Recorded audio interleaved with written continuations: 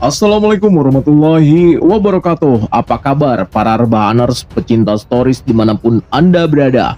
Welcome back to Topan Asfi Channel. Channel yang selalu menghibur dan dapat menambah wawasan antum sekalian seputar sejarah, kisah nyata, dan legenda. Guys, kali ini kita akan membahas satu lagi pahlawan nasional asal Aceh. Beliau adalah istri dari Tengku Umar yang sebelumnya telah kita bahas. Beliau adalah Cut Nyak Dien. Seperti apa perjuangan beliau melawan penjajah? Buruan, kencengin volume, siapin di pocket hitam, kunci pintu dan jendela, and stay here. This is Topan Asfi Story.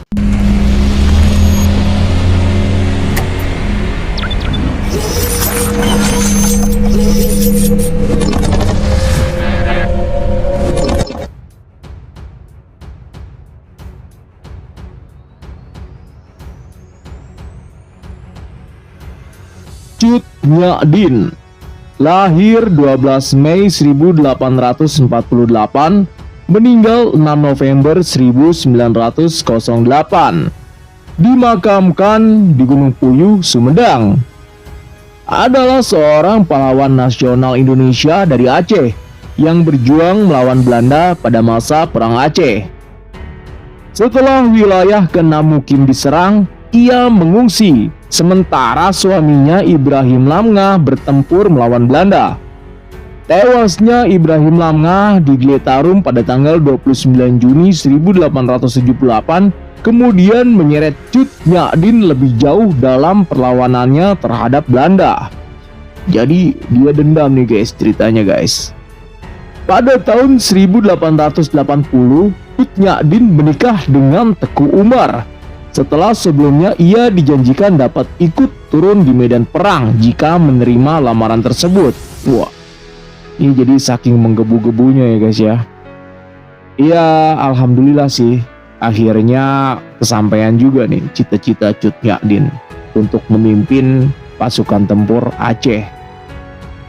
Dari pernikahan ini, Cut Nyak Dien memiliki seorang anak yang diberi nama Cut Gambang.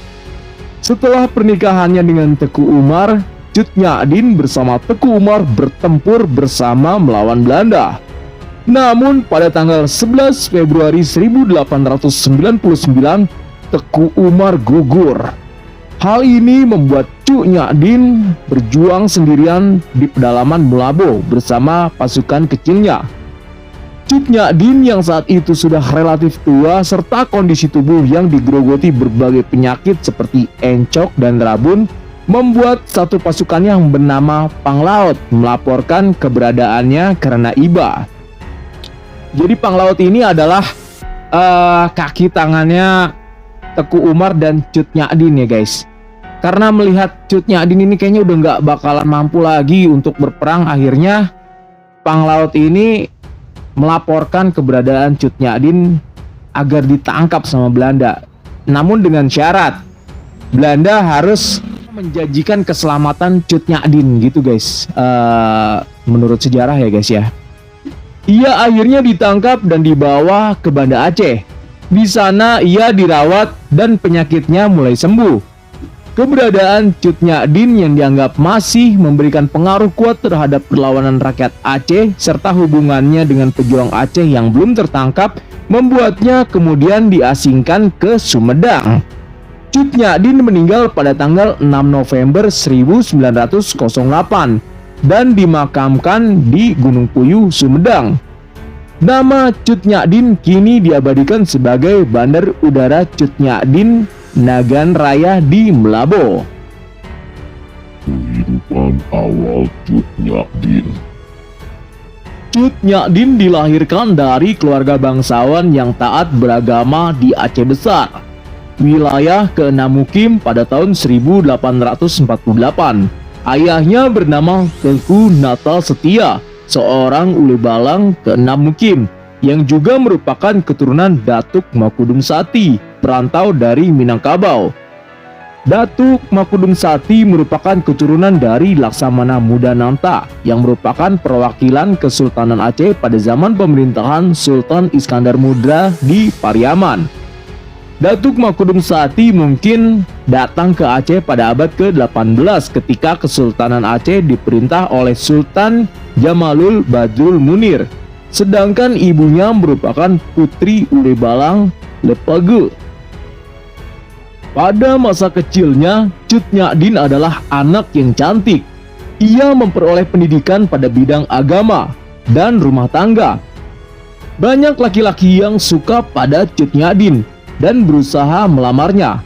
Pada usia 12 tahun ia sudah dinikahkan oleh orang tuanya pada tahun 1862 dengan Tengku Cik Ibrahim Lamnga.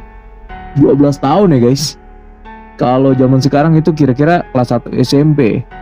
Putra dari Ule Balang Lamnga ke-13. Mereka memiliki satu anak laki-laki. Pengamanan saat Perang Aceh. Pada tanggal 26 Maret 1873, Belanda menyatakan perang kepada Aceh dan mulai melepaskan tembakan meriam ke daratan Aceh dari kapal perang Citadel van Antwerpen. Perang Aceh pun meletus. Pada perang pertama tahun 1873 sampai 1874, Aceh yang dipimpin oleh Panglima Polim dan Sultan Mahmud Shah bertempur melawan Belanda yang dipimpin Johan Harmen Rudolf Kohler. Saat itu Belanda mengirim 3.198 prajurit. Lalu pada tanggal 8 April 1873, Belanda mendarat di pantai Ceremen di bawah pimpinan Kohler dan langsung bisa menguasai Masjid Raya Baitur Rahman dan membakarnya. Kesultanan Aceh dapat memenangkan perang pertama. Ibrahim Lamnga yang bertarung di garis depan kembali dengan sorak kemenangan, sementara Kohler tewas tertembak pada April 1873. Nah, ini jadi suami pertamanya Cut Nyak ya guys. Pada tahun 1874 sampai 1880 di bawah pimpinan Jenderal Van Swieten, daerah Kenamukim dapat diduduki Belanda pada tahun 1873, sedangkan Keraton Sultan jatuh pada tahun 1874. Cut Nyak dan bayinya akhirnya mengungsi bersama ibu-ibu dan rombongan lainnya pada tanggal 24 Desember 1875. Suaminya selanjutnya bertempur untuk merebut kembali daerah Kenamukim. Ketika Ibrahim Lamnga bertempur di Gletarum, ia tewas pada tanggal 29 Juni 1878. Hal ini membuat Cut Nyak sangat marah dan bersumpah akan menghancurkan Belanda. Teku Umar, tokoh pejuang Aceh, melamar Cut Nyak. Pada awalnya Cut Nyak menolak. Namun karena Teku Umar mempersilahkannya untuk ikut bertempur dalam medan perang, Cut Nyak akhirnya menerimanya dan menikah lagi dengan Tengku Umar pada tahun 1880. Hal ini meningkatkan moral semangat perjuangan Aceh melawan KP Ulanda atau Belanda kafir. Nantinya Cut Nyak dan Tengku Umar memiliki anak yang diberi nama Cut Gambang. Perang dilanjutkan secara gerilya dan dikobarkan perang fisabilillah. Sekitar tahun 1875, Teku Umar melakukan gerakan dengan mendekati Belanda dan hubungannya dengan orang Belanda semakin kuat. Pada tanggal 30 September 1893, Teku Umar dan pasukannya yang berjumlah 250 orang pergi ke Kutaraja dan menyerahkan diri kepada Belanda. Belanda sangat senang karena musuh yang berbahaya mau membantu mereka, sehingga mereka memberikan Teku Umar gelar Teku Umar Johan Pahlawan dan menjadikannya komandan unit pasukan Belanda dengan kekuasaan penuh. Teku Umar merahasiakan rencana untuk menipu Belanda, meskipun ia dituduh sebagai pengkhianat oleh orang Aceh. Cut Nyak berusaha menasihatinya untuk kembali melawan Belanda, namun Teku Umar masih terus berhubungan dengan Belanda. Umar lalu mencoba untuk mempelajari taktik Belanda, sementara pelan-pelan mengganti sebanyak mungkin orang Belanda di unit yang ia kuasai. Ketika jumlah orang Aceh pada pasukan tersebut cukup, Teku Umar melakukan rencana palsu pada orang Belanda dan mengklaim bahwa ia ingin menyerang basis Aceh. Teku Umar dan Cut Nyak pergi dengan semua pasukan dan perlengkapan berat, senjata, dan amunisi Belanda, lalu tidak pernah kembali. Pengkhianatan ini disebut Het-Vereet-Fout Teku Umar atau pengkhianatan Teku Umar. Tengku Umar yang mengkhianati Belanda menyebabkan Belanda marah dan melancarkan operasi besar-besaran untuk menangkap baik Cut Nyak dan Tengku Umar. Namun ini bukan perkara mudah, bro. Para gerilyawan yang mendukung Tengku Umar kini dilengkapi oleh perlengkapan dan persenjataan yang lengkap dari Belanda itu sendiri.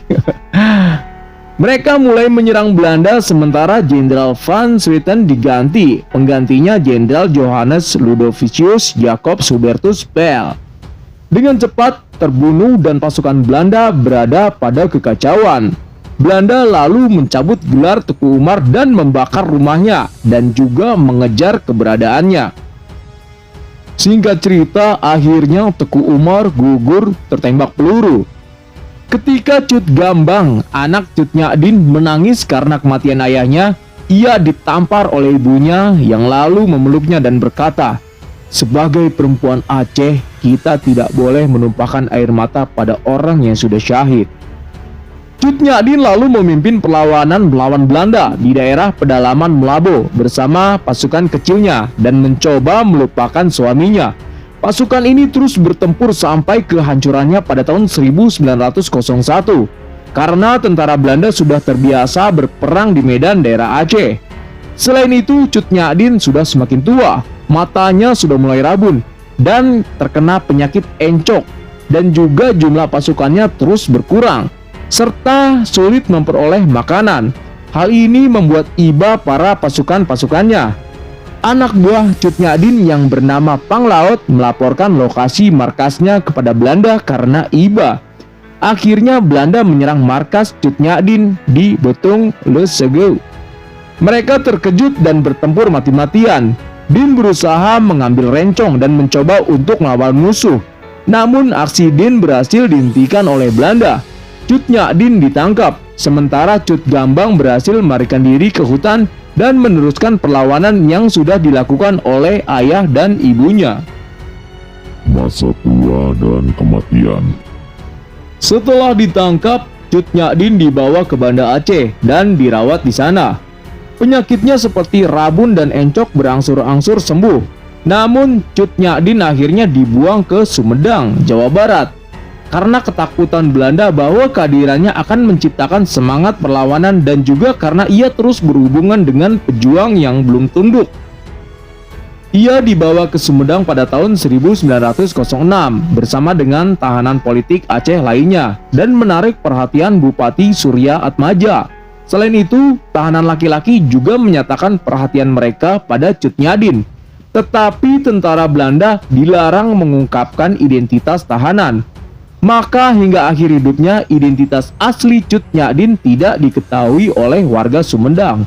Oh, jadi begitu Cut Nyak ditaruh di Sumedang, nggak dikasih tahu tuh ini siapa gitu. Jadi sampai akhir hayatnya warga Sumedang nggak tahu kalau wanita yang berada di situ adalah Cut Nyak. Ia ditahan bersama ulama bernama Ilyas yang segera menyadari bahwa itu adalah Cut Nyak merupakan ahli dalam agama Islam, sehingga ia dijuluki sebagai Ibu Perbu.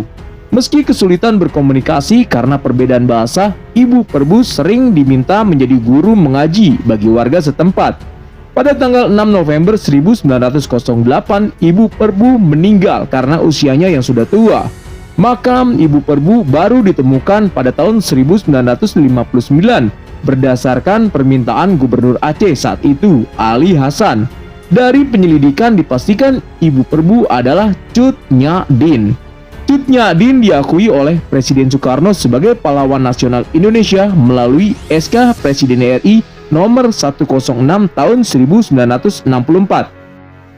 Guys, demikian kisah salah satu pahlawan nasional kita, Cut Nyak dalam menghadapi penjajah Belanda. Oke, cukup sekian konten kali ini, semoga dapat bermanfaat untuk kita semua. Terima kasih atas perhatiannya. Akhirul kalam, wassalamualaikum warahmatullahi wabarakatuh.